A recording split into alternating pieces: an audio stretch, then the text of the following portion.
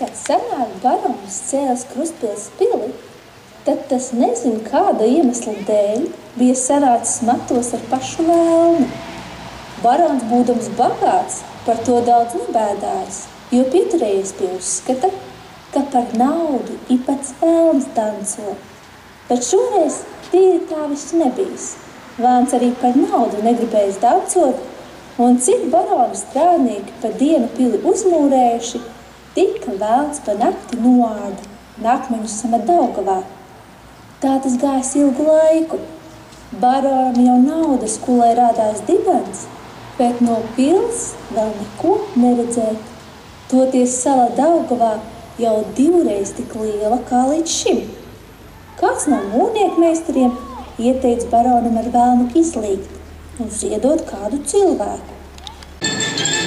Я думал, я не умею на гитаре играть. Оказывается, ей еще надо уметь держать правильно.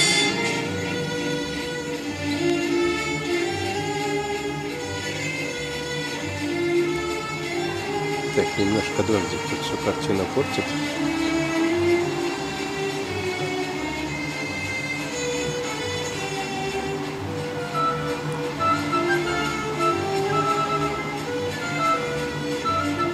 Autopārbrauci viens Krievijas impērijā. Kā jūs domājat, kurā un visā plašā apkārtnē piederēja pirmais automobīlis? Uzminējāt mūsu baronam Korfam. Atceros, ka pirms Pirmā pasaules kara Latvijas teritorijai cauri veda daudzas starptautisko autosacensību trases. Prestižākās bija sacīkstes par lielkņazienes Viktorijas Fjodorovnas balvu.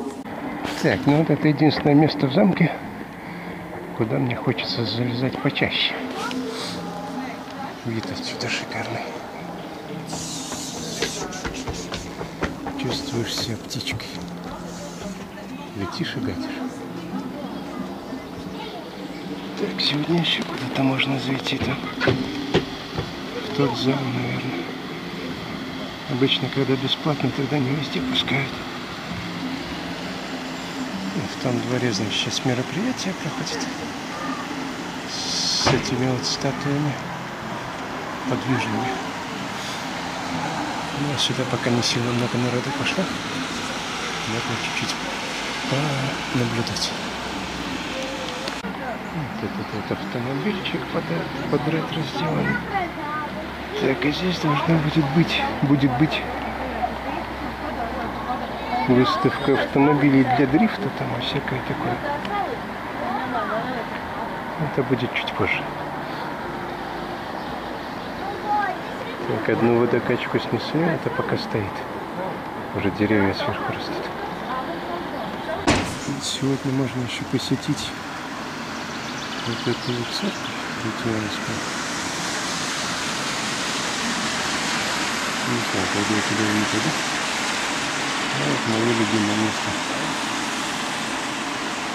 Да, себе птичек наблюдать было бы очень удобно и интересно.